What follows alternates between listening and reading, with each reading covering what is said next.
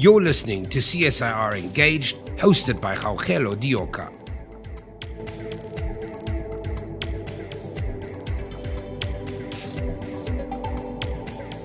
Good morning, everybody. My name is Kgauhelo Dioka, and welcome to CSIR Engage. CSIR Engage is the first podcast series that the CSIR is taking part in to basically just unpack some of the scientific issues and trends that are happening at the CSIR. So just to give you a brief background of who and what the CSIR is, the Council for Scientific and Industrial Research, also known as the CSIR, is a world-class African research and development organization established through an Act of Parliament during the year 1945 by the Minister and Authority of Science and Technology. The CSIR undertakes directed multidisciplinary research and technological innovation that contribute to the improved quality of life of all South Africans. The organization plays a key role in supporting government programs through directed research that is aligned with the country's priorities. The organization's mandate and its science and engineering competencies are at the forefront of the organization. And furthermore, the CSIR fosters partnerships with a local network of clients and partner organizations regionally and abroad as part of a global sphere of influence on matters of technology. So the first guest on CSIR Engage is Miss Lara Kotze.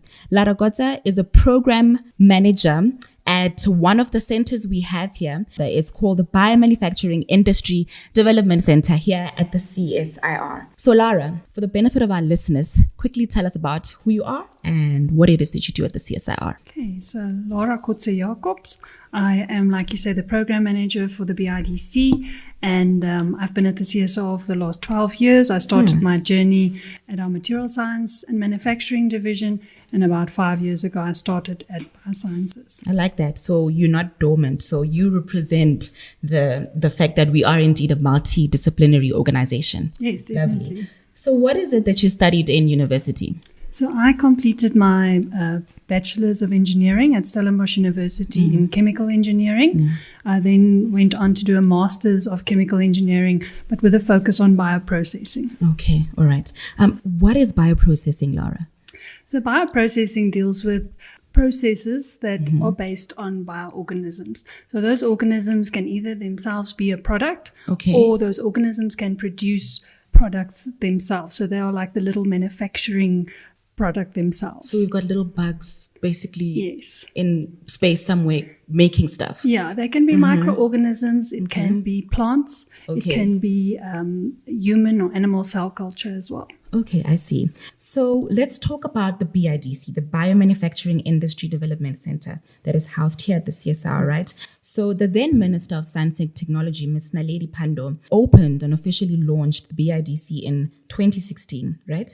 And then the BIDC is a first of its kind in South Africa, and it aims to support small, medium, and micro enterprises involved in biomanufacturing in meeting their customer needs within short time frames, and then in essence be able to exploit market opportunities. So in your own words, just explain to our listeners what the BIDC is, just apart from what I just said now. Yes.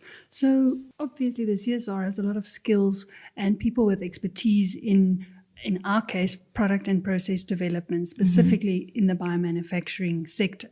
And we've got a lot of infrastructure as well related to being able to produce products in that sector. And we have infrastructure that goes up to pilot scale. So when we have an idea, we can do a proof of principle study, but we can also then go and test it all the way up to a pilot manufacturing process to ensure that it is actually a viable process from an economic perspective as well. And what informed the establishment of the center? So we know that there's a big gap in terms of translating concepts or even scientific ideas into real world products that actually have impact in South Africa or even abroad. So the gap is created by the fact that a SMME wouldn't necessarily have access to the skills and expertise the CSIR has, or to the type of equipment we may have that may assist them. So when this idea was conceptualized, the idea was to make these things, the skills, the people, the scientists and engineers, and the facilities we have available in an affordable and accessible manner to SMMEs. Okay, so then that again speaks to your mandate of improving the lives of South Africans. Yes. Right.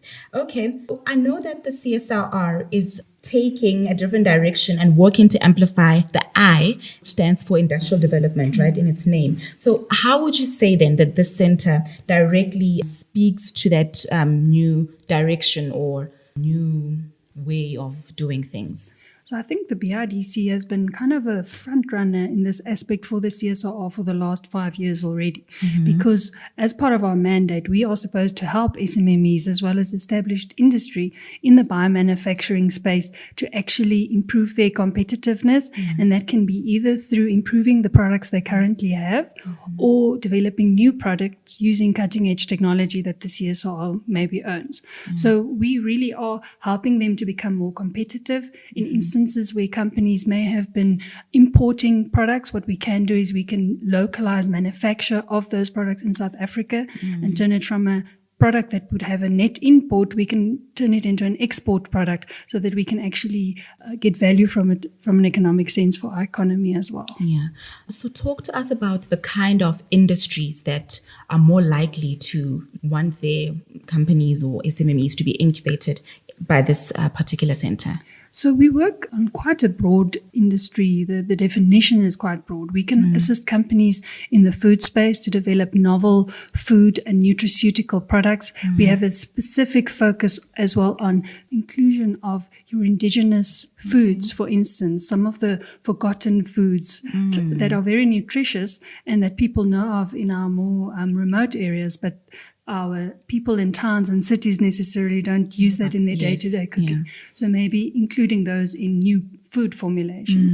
Then on the cosmetic side, we assist companies to develop cosmetics and also a special focus there on cosmetics containing plant-based extracts. And obviously, once again, when it's an indigenous product and one of the 25 plants listed by the Department of Environmental Affairs as the plants that they want to promote and get export ready, then that is, of course, an area that we would love to work with SMMEs with.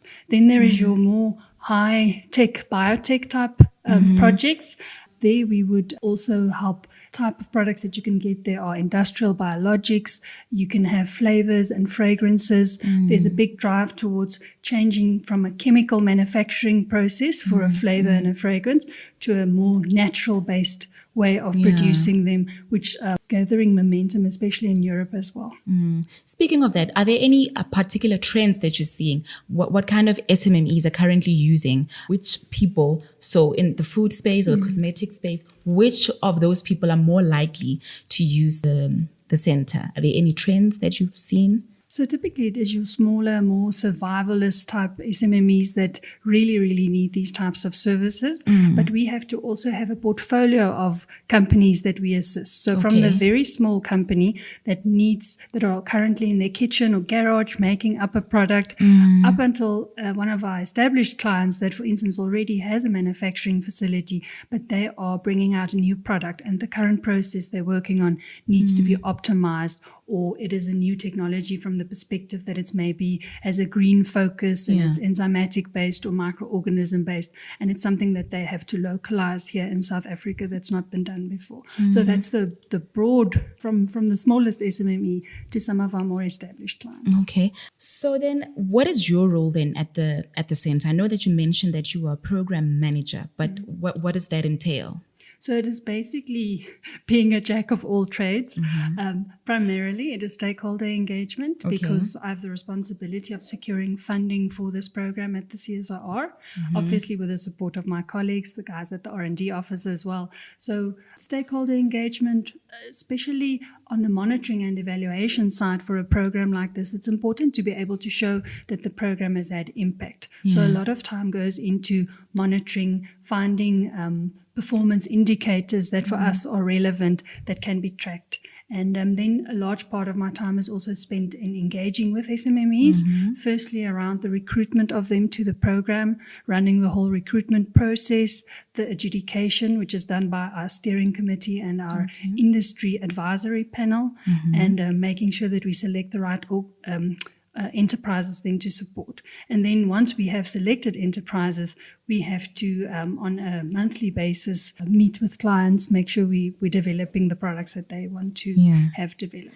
So you spoke about selecting enterprises.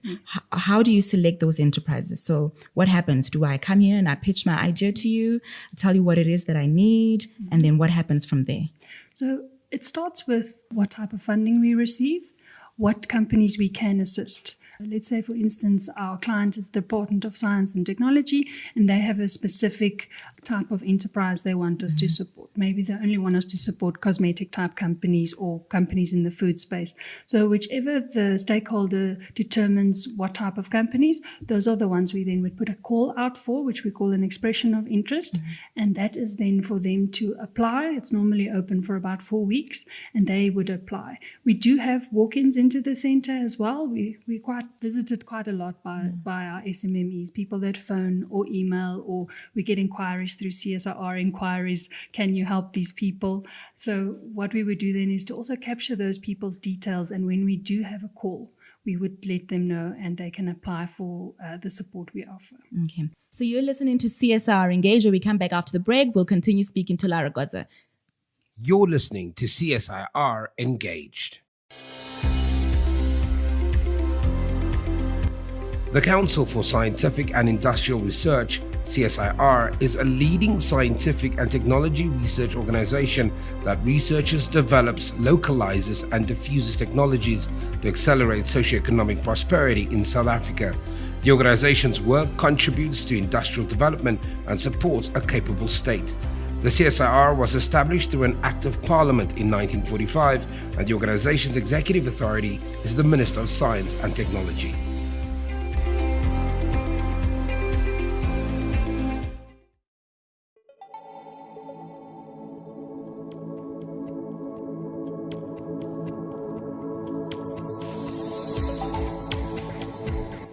Welcome back. You're listening to CSIR Engaged.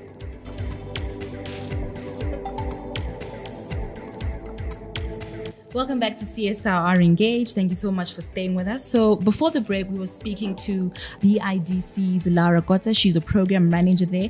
And we were just basically speaking about the ins and outs of the center, what it is that the center does, what it is that the center needs to achieve in the next few years, and how the center contributes to industrial development. So now we're going to be talking about strategic partnerships and technical developments about the center, Lara.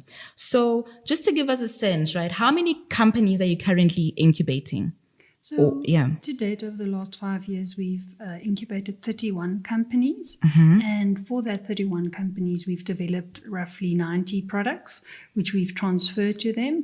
And in most cases, those products are available through the different market avenues that the people may have, either Facebook, online platform type sales, or with retailers. Those are some of the ways people sell these products. And I know that you guys tend to do some work with the TIA, the Technology Innovation Agency, people like your CEDAs, people like your Innovation Hub. So talk to me about those kinds of collaborations. How do you guys come together? Okay, so CEDA has quite a wide network of incubators focusing on a variety of different sectors in South Africa. We are aligned with CEDA to the extent that they do business development a lot, and they do some technical development where they can for these SMMEs. However, we bring a very specific type of technical incubation that deals a lot around agro-processing, so taking a primary product and making it a value-add product that you can sell for more, and on the bioprocessing side, taking a microorganism that has some economic value, transforming that into a very high-value product. Yeah. And so are these partners also then part of the selection? So on our steering committee and our advisory panel, we have representatives quite widely in this innovation sector. We have representatives there from the IDC, the DTI, the DST, TIA, and some of our advisory panel members are actually entrepreneurs that are in industry. So we've involved them in our governance of the BIDC. Okay. And then is there a gap in the market?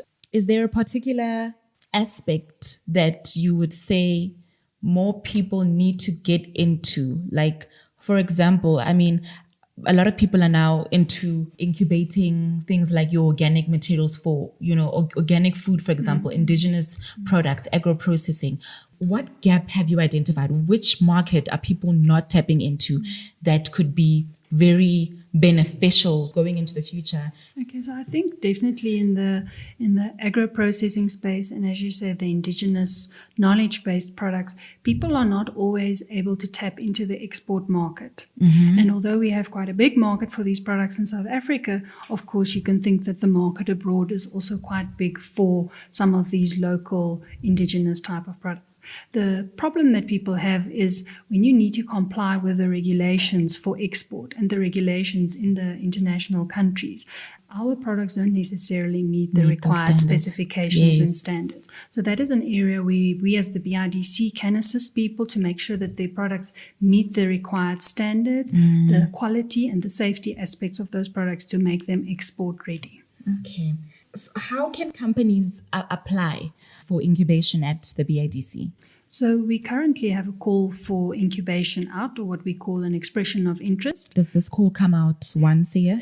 It comes out once a year based on funding. If we secure additional funding for this program, then we may run a second one as well. However, we do advise people to connect with us during the year if they've got good ideas, because sometimes that idea and application can be developed during the year to be ready for the next opportunity to receive support of the program. Let's talk about funding, because that aspect came out quite a lot. I know that the main funder is the Department of Science and Technology, Yes. because of course the CSIR is an entity of the DST, right? But who else funds the project? Okay, so the Department of Science and Technology has various programs that fund the CSIR, but also very specific ring-fenced initiatives. Okay. So the program that funds us currently and have been supporting us also in the last 5 years is the DST's Industry Innovation Partnership Program or Fund.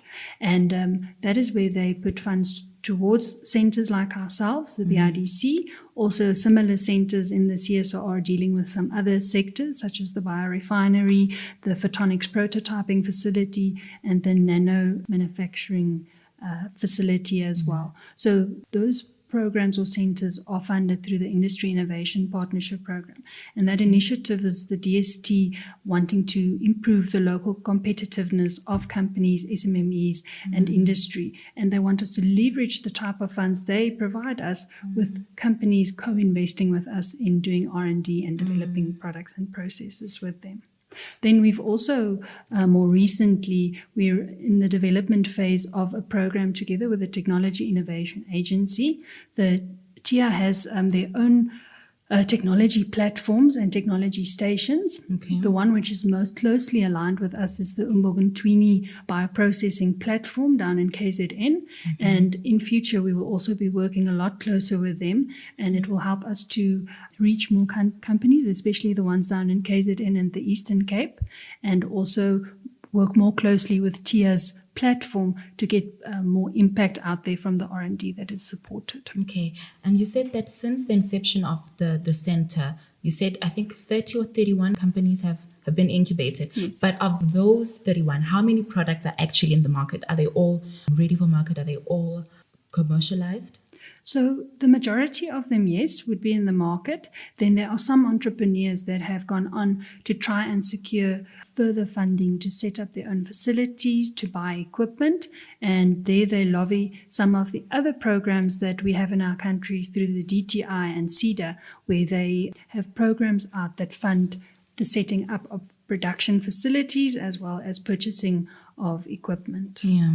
So can you mention some of the incubators that have that were using your center or were making use of the center and whose products are now commercialized, and where these products are actually being sold? Okay, yeah. So I can make an example of, for instance, a company called Optimus Bio.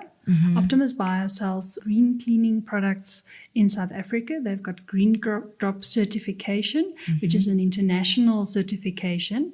And those products contain little microorganisms that are currently manufactured here at the CSIR, which we contract manufacture for Optimus Bio, and they formulate them into a variety of products.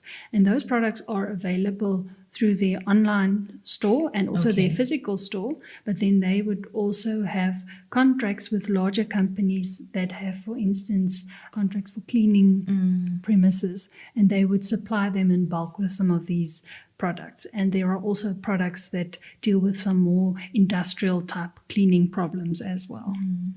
Okay. And then when it comes to consumables, which of those? So we've supported a variety of, for instance, cosmetic companies. The main flavor there is that it's cosmetics containing some of our indigenous oils and essential oils in South Africa.